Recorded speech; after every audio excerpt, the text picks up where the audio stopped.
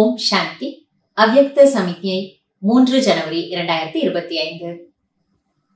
अपने double light फरिश्ता स्वरूप में स्थित हो साक्षी बन सब पाठ देखते सकाश अर्थात सहयोग दो, क्योंकि आप सर्व के कल्याण के निमित्त हो।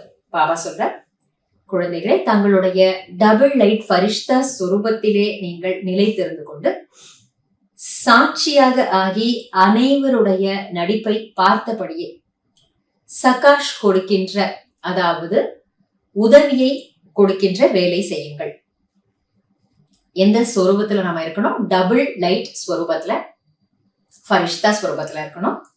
அப்படி இருந்துகிட்டு சாட்சி ஸ்திதி, சாட்சி மனநிலையில இருந்தபடி அனைவருடைய நடிப்பையும் பார்க்கணும்.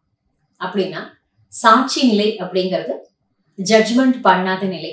அதாவது நாம யாரை பற்றியும் எதை பற்றியும் எந்த தீர்ப்பும் சொல்லக்கூடாது.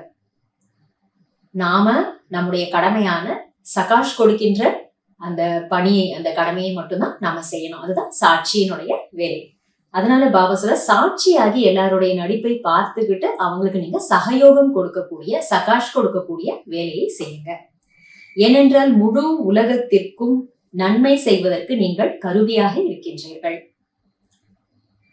ये सकाश देना ही निभाना है, लेकिन ऊंची स्टेज पर स्थित होकर सकाश. இந்த சகாஷ் கொடுப்பதுதான் நம்முடைய கடமையை நிறைவேற்றுவதுன்னு அர்த்தம். ஆனா உயர்ந்த நிலையிலே நிலையாக இருந்து கொண்டு, நிலைத்திருந்து கொண்டு இந்த சகாஷை கொடுங்கள். ஏனென்றால் சகாஷ் அப்படின்ற வார்த்தையை நாம என்ன அர்த்தம் பண்ணிக்கலாம்? மொத்த சக்திகள், 1-2 சக்தி மட்டும் கிடையாது. பாபா கிட்ட இருந்து கிடைக்கக்கூடிய அனைத்து சக்திகளையும் மொத்தமா ஒருங்கிணைச்சு கொடுக்கிறது. அப்ப பாபா என்ன சொல்றார்? உயர்ந்த ஸ்டேஜ்ல நிலைத்திருந்து கொண்டு சகாஷ் கொடுக்கணும். वाणी की सेवा के साथ साथ मनसा शुभ भावनाओं की वृत्ति द्वारा सकाश देने की सेवा करो.